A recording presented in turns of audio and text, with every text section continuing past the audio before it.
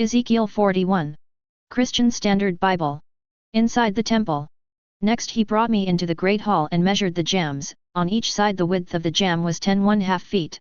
The width of the entrance was 17½ feet, and the side walls of the entrance were 8¾ feet wide on each side. He also measured the length of the great hall, 70 feet, and the width, 35 feet. He went inside the next room and measured the jambs at the entrance. They were 3½ feet wide. The entrance was 10½ feet wide, and the width of the entrance's side walls on each side was 12¼ feet.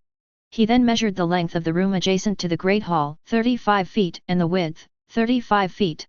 And he said to me, "This is the most holy place outside the temple."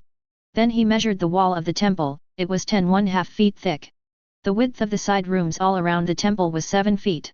The side rooms were arranged one above another in 3 stories of 30 rooms each. There were ledges on the wall of the temple all around to serve as supports for the side rooms, so that the supports would not be in the temple wall itself. The side rooms surrounding the temple widened at each successive story, for the structure surrounding the temple went up by stages. This was the reason for the temple's broadness as it rose. And so, one would go up from the lowest story to the highest by means of the middle one. I saw that the temple had a raised platform surrounding it. This foundation for the side rooms was 10½ feet high. The thickness of the outer wall of the side rooms was 8¾ feet.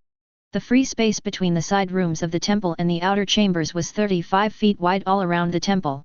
The side rooms opened into the free space, one entrance toward the north and another to the south. The area of free space was 8¾ feet wide all around.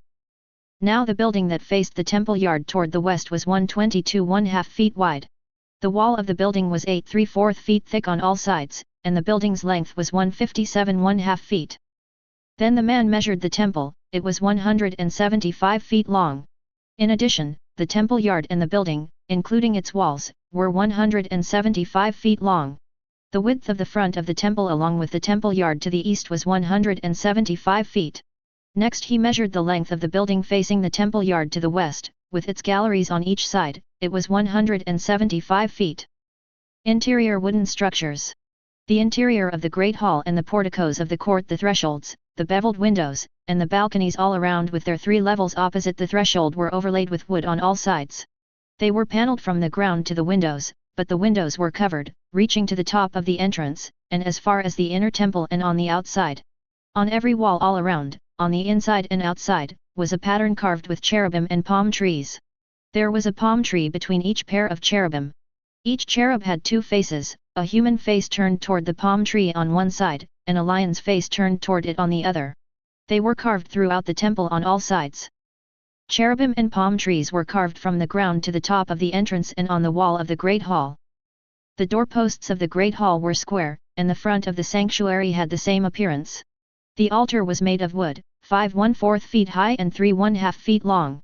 It had corners, and its length and sides were of wood. The man told me, "This is the table that stands before the Lord." The great hall and the sanctuary each had a double door, and each of the doors had 2 swinging panels. There were 2 panels for one door and 2 for the other. Cherubim and palm trees were carved on the doors of the great hall like those carved on the walls. There was a wooden canopy outside, in front of the portico.